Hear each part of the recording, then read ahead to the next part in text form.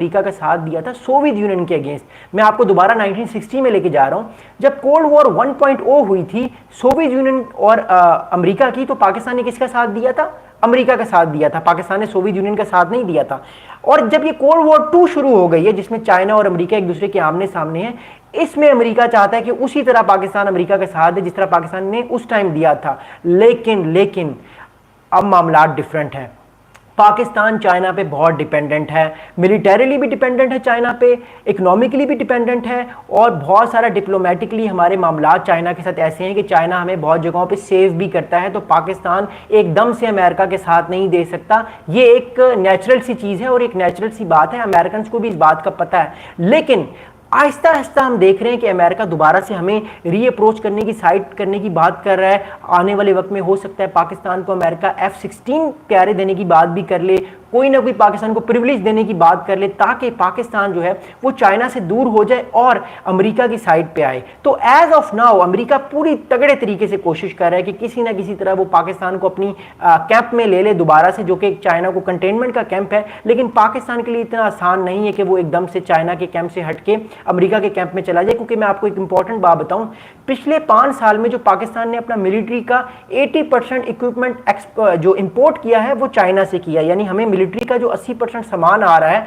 पिछले 5 साल से, वो हमने 80% चीन से लिया है, चाइना से लिया है। इसका मतलब है हम इतना ज़्यादा रिलाई कर रहे हैं चाइना पे, और चाइना ने भी हमारा बहुत साथ दिया, इसमें कोई शक नहीं है। But now things are changing, tides are changing, Americans are also watching Pakistan and Americans are also watching the whole region. Okay, अगली बड़ा इंपॉर्टेंट इशू ये है, वो ये है कि अमेरिका पाकिस्तान से और क्या क्या चीज़ें चाहता है, क्योंकि चाइना वाले मामले पे तो मैंने आपको बताया कि इतना आसान नहीं है।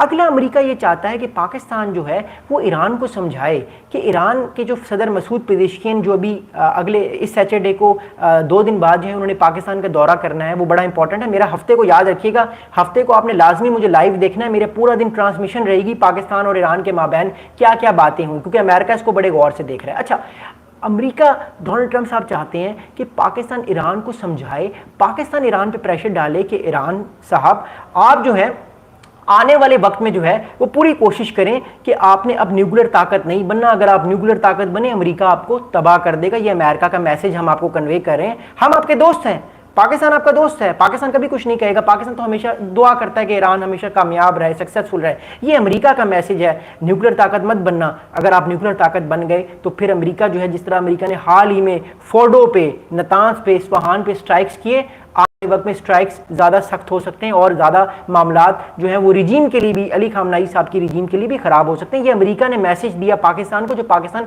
कन्वे करेगा आने वाली इस मीटिंग में, और पाकिस्तान ने किया भी कन्वे ईरान को। दूसरा इंपॉर्टेंट पॉइंट ये है, अमेरिका चाहता है कि पाकिस्तान ईरान को समझाए कि ईरान अपने आप को स्ट्रेटेजिकली इतना मजबूत ना करे कि वो सऊदी अरब के इंटरेस्ट के खिलाफ काम करे। अमेरिकी जो हवा अड्डे हैं, अमेरिका की 1000 फौज बैठी हुई है इस पूरे रीजन में, मिडिल ईस्ट में, उसके खिलाफ कोई एक्शन ना ले और इसराइल को डिसंगेज करे, इसराइल के साथ मामलात को बेहतर करे, और इसराइल को अपनी प्रॉक्सीज के थ्रू, हिजबुल्लाह के थ्रू, हुतीस के थ्रू, या आप कह सकते हैं कि हमास के थ्रू जो है वो उन पर अटैक ना करवाए। ये बड़ा इंपॉर्टेंट मैसेज जो है ये पाकिस्तान ने कन्वे किया है, और ऑब्वियसली अब मीटिंग्स होंगी पाकिस्तान की, वो कन्वे करेगा। अगला बड़ा इंपॉर्टेंट पॉइंट क्या है, देखिए अगला बड़ा इंपॉर्टेंट पॉइंट है अफगानिस्तान। याद रखिएगा, अफगानिस्तान अमेरिका भूला नहीं है, हालांकि अफगानिस्तान से मामलात अब अमेरिका के डिफरेंट है।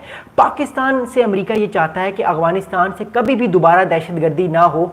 अमेरिका में दोबारा जो 9/11 के टाइम पे हुई या उससे कुछ अर्सा पहले हुई, अमेरिका चाहता है कि पाकिस्तान जो है वो अफगान तालिबान को ये समझाए, और अभी तक अफगान तालिबान जो है वो पाकिस्तान की बात को समझ रहे हैं। लेकिन स्टिल अमेरिका को एक थ्रेट है कहीं ना कहीं अफगानिस्तान के तालिबान से, तो वो पाकिस्तान को बार बार कहता है कि पाकिस्तान तालिबान का साथ दे और पाकिस्तान तालिबान मिल के जो दाइश का थ्रेट है उसको ख़त्म करे, ताकि अमेरिका के मामला जो है वो ठीक रहें और अमेरिका को किसी तरह का मामला ना बने। लेकिन याद रखिएगा, अमेरिका की जो वॉर ऑन टेरर वाला नैरेटिव था वो अब हो गया ख़त्म।